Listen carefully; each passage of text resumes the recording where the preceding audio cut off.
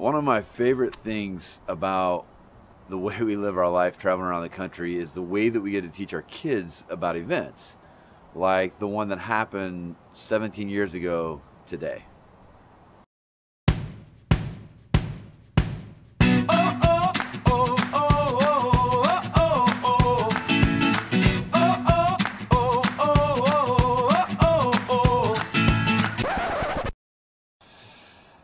Sorry, the intro is just not quite appropriate for today's video. It's just a little more serious of a video. So I'm gonna chill on the happy-go-lucky stuff.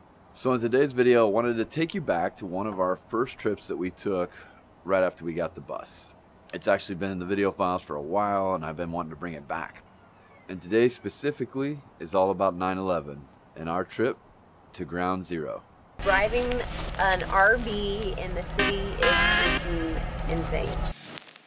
The anxiety-ridden drive out the front window, I would have already had a panic attack.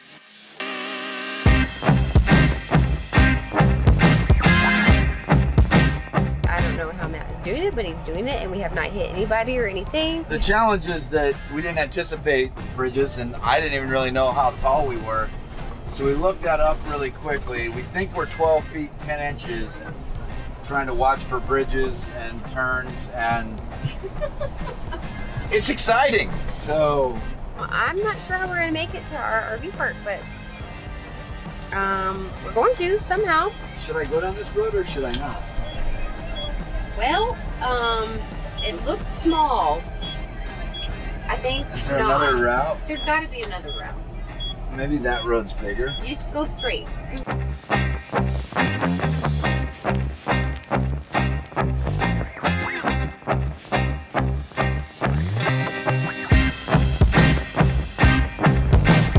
Okay, honey.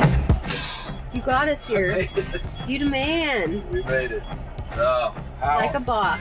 Like a boss. Like a Hail Mary. Thank you, Jesus. The RV park was really just a parking lot. It had water and electric hookups, but the dump station was kind of shared with everybody else. But it was right next to the Statue of Liberty and a hop, skip, and a jump to the subway where we could get over to New York City. And we're on the PATH train to New York. That's all.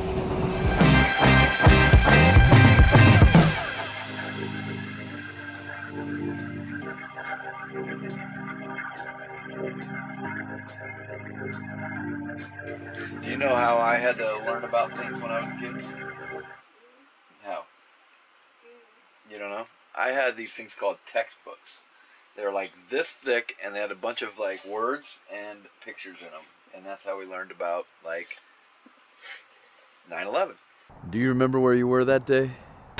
So I remember that day I was sitting in my truck and I just pulled up to a new job.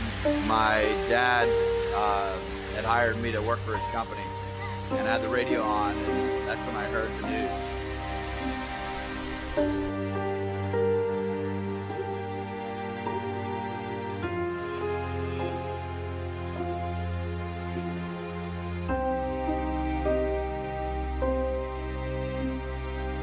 So apparently they have a couple tours. They have one inside of a museum, which is the one we chose, and then you can also take a tour outside and there's people that will kind of walk you around. So we're just about to have the museum tour for the Twin Towers. And we have these things so he can talk to us through the headphones. They're very small. Oh, you listen to radio over there? What, they got a little Jay-Z going on down there or what?